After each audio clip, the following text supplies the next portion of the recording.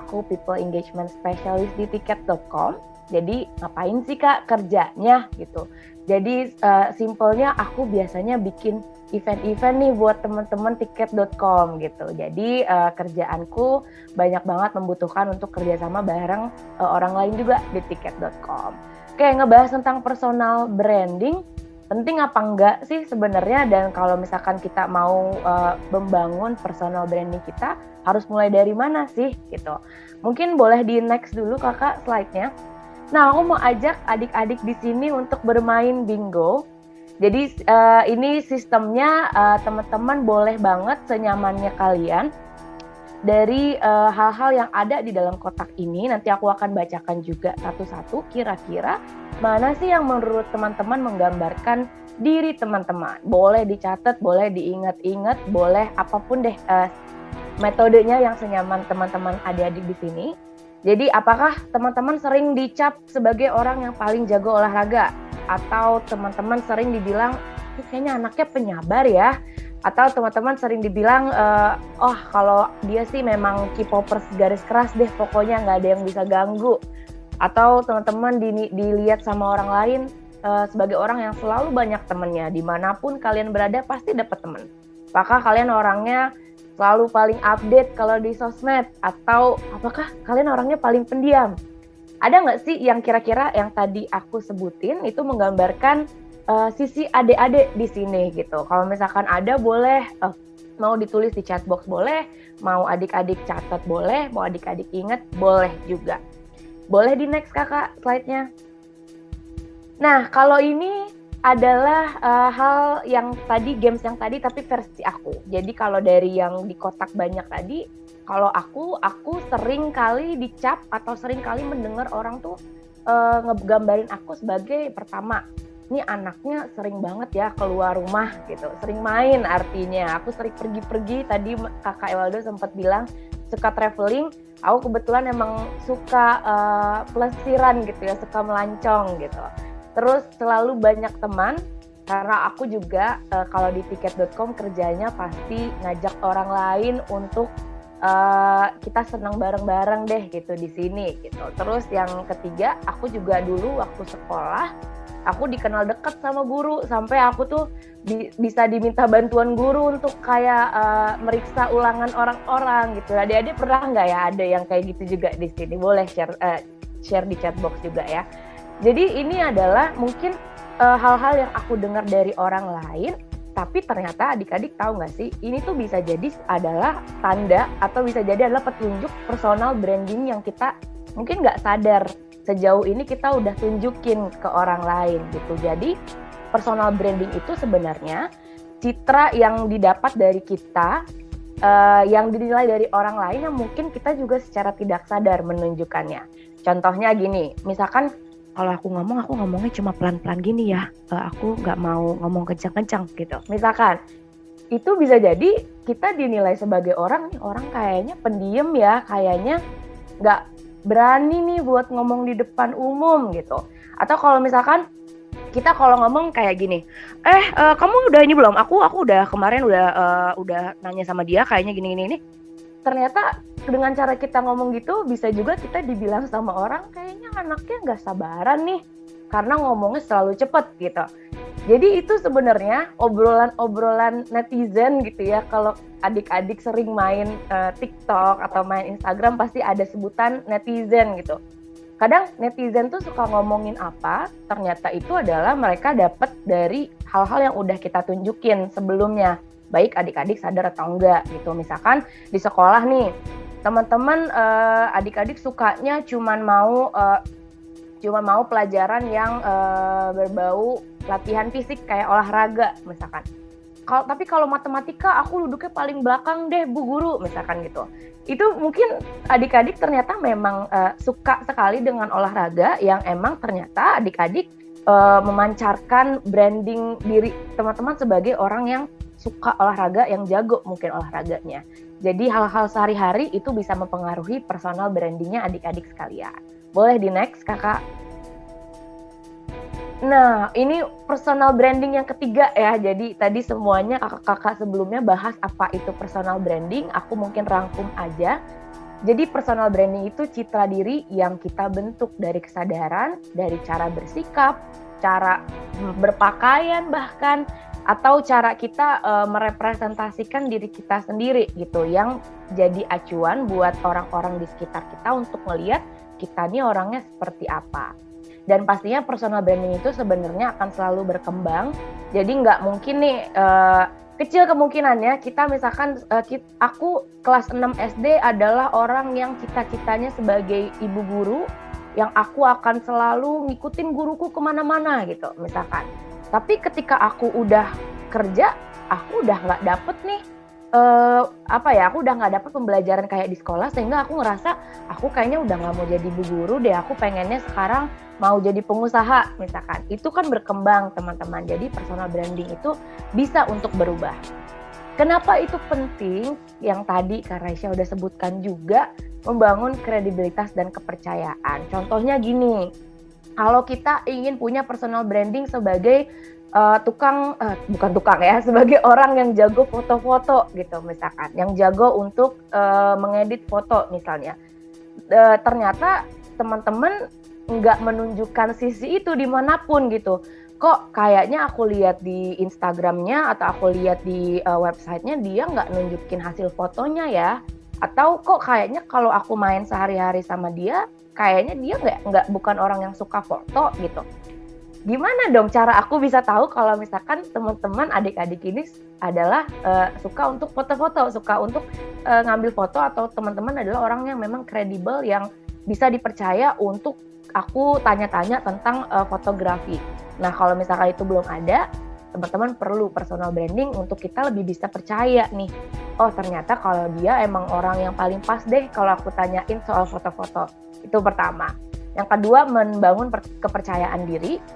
Artinya kalau kita ngerasa, aku sih orangnya emang jago ngomong nih di depan umum, dan aku ngerasa aku juga udah nyaman, dan orang-orang kayaknya udah paham dengan hal itu gitu. Kamu pasti percaya diri banget kalau misalkan ngomong di depan umum, pasti nggak akan ada nervousnya gitu, pasti nggak akan ada ragu-ragu gitu ya. Dan terakhir, menunjukkan keunikan diri, karena setiap orang itu kan punya bakat yang berbeda-beda ya, adik-adik punya kesenangan atau punya minat yang beda-beda juga. Jadi personal branding ini bisa membantu menunjukkan kalau misalkan kita ini unggulnya di mana ya, kita ini uniknya di mana. Boleh di next Kakak? Oke, kalau dari aku tips membangun personal branding, tipsnya simple. Adik-adik yuk kita jadi netizen gitu, netizen. Karena kalau aku pakai Z tadi aku nggak tahu singkatannya apa ya, kalau Z jadi ganti J aja.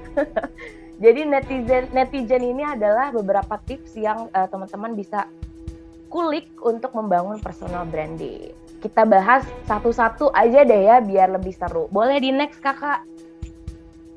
N yang pertama, niatkan diri untuk jadi lebih baik. Artinya personal branding ini harus dilandasi dengan alasan yang baik gitu. Jangan aku mau bangun personal branding aku sebagai orang jahat gitu misalnya, atau kayaknya aku pengen deh dilihat orang sebagai penipu misalkan, amit-amit gitu ya. Tapi jangan sampai personal branding ini teman-teman bangun hanya untuk mencari sensasi atau hanya untuk dilihat orang dari sisi yang kurang baik. Jadi pertama, niatkan dulu bahwa personal branding ini aku mau buat untuk aku bisa jadi lebih baik lagi.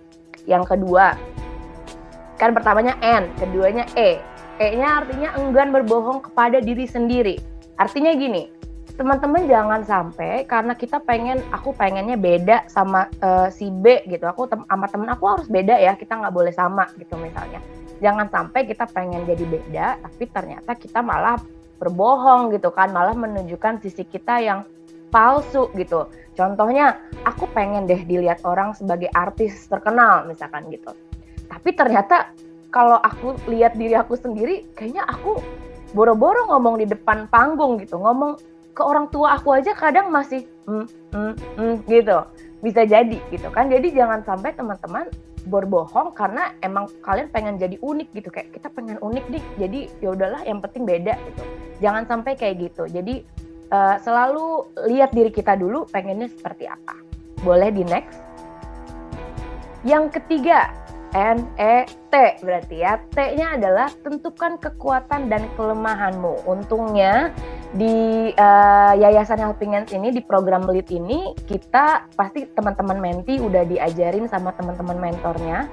Kebetulan menti aku namanya Shiva. Shiva juga kita udah pernah di sesi sebelumnya belajar tentang cara membangun atau menganalisis SWOT diri kita sendiri, diri kita masing-masing. Jadi aku sama Shiva belajar untuk menganalisis kekuatan dan kelemahan diri kita masing-masing. Teman-teman menti di sini kalau belum sempat belajar sama mentornya, tagih ya. Kak, ajarin dong cara aku buat analisis kekuatan aku sama kelemahan aku dan opportunity dan juga ancamannya. Jadi ada yang namanya SWOT analysis, teman-teman, di slide ini. Ini tuh bisa dibagi jadi beberapa kotak yang akan membantu kita menganalisis kekuatan kita dan kelemahan kita. Contohnya gini, kalau menti aku kekuatannya, Shiva ini bisa menghafal surat-surat atau juz di Al-Quran dengan cepat gitu. Wah, penting banget tuh kalau misalkan ternyata Shiva atau menti aku ingin membawa kekuatan tadi sebagai suatu branding penting gitu. Jadi teman-teman, dari kekuatan kita bisa tahu mana yang bisa kita olah, mana yang kita bisa pelajari lebih dalam lagi. Lalu yang keempat, inisiatif tingkatkan kemampuan diri. Artinya di sini jangan kita mentok ya di satu hal, teman-teman. Jangan cuma aku udah jago bahasa Inggrisnya level pemula nih, udah di sini aja misalkan gitu. Jangan gitu. Kalau kamu mau jadi penulis bahasa Inggris yang lebih bagus atau penulis bahasa Jepang yang lebih advance, kemampuan bahasa Jepangnya juga ditingkatkan terus gitu. Nanti ada di Jepang ternyata ada perkembangan bahasa gaul misalkan, belajarin gitu. Jadi nanti teman-teman bisa terus update dengan situasi yang sekarang. Nextnya, nextnya adalah J, jangan pedulikan omongan negatif. Gini teman-teman, biasanya kalau perjalanan kita bikin personal branding itu ada aja netizen gitu kan ngomongin kayak, apaan sih ini orang kayaknya pede banget, kayaknya sok banget ngomong di depan kelas gitu. Apaan sih ini orang kayaknya pengen banget dilihat guru deh nih gitu. Gak usah dipeduliin teman-teman adik-adik. Jadi kayak orang-orang mau ngomong yang jelek-jelek tentang diri kita, ambil aja baik-baiknya, ambil yang bisa membuat diri kita lebih baik lagi. Tapi kalau misalkan udah jadi teman-teman tuh jadi kayak hatinya tuh langsung gitu. Kalau ngedengerin obrolannya orang lain tuh jangan didengerin. Jadi jangan pedulikan omongan yang negatif, ambil yang positifnya aja.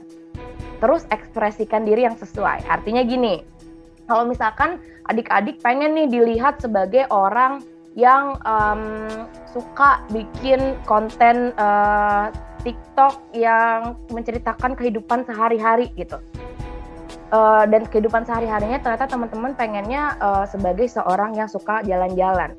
Coba deh, tadi Kak Raisya sempat mention, coba deh gunakan sosial media untuk memanfaatkan platformnya jadi personal brandingnya adik-adik. Jadi kalau misalkan emang adik-adik pengen dilihat sebagai orang yang suka jalan-jalan, ekspresikan dirinya harus sesuai. Jadi kalau misalkan mau bikin update di Instagram, beneran bikinnya kalian lagi jalan-jalan, kalian lagi ceritain tempat-tempat di sekitar kalian. Jadi orang-orang semakin percaya, oh emang dia suka jalan-jalan gitu. Boleh di next? Yang terakhir adalah never lose confidence. Ini juga tantangannya teman-teman kalau lagi bangun personal branding.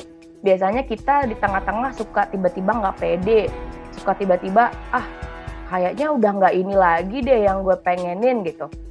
Itu sebenarnya nggak apa-apa kalau teman-teman ternyata sadar di tengah-tengah ada hal-hal yang teman-teman nggak merasa itu cocok lagi dengan teman-teman. Tapi kalau misalkan adik-adik masih ngerasa ternyata aku memang masih suka belajar bahasa Jepang, aku masih suka untuk bernyanyi lagu-lagu Jepang, aku ternyata emang orangnya Jepang banget deh pokoknya. Jangan pernah hilang kepercayaan diri teman-teman. Jadi usahakan untuk selalu konsisten dengan personal brandingnya adik-adik sekalian. Jadi jangan sampai dengan keunikan kalian jadi nggak pede nih gitu, karena berbeda banget sama yang lain. It's okay, semua orang itu berbeda. Kayaknya ini udah terakhir, boleh di next slide-nya.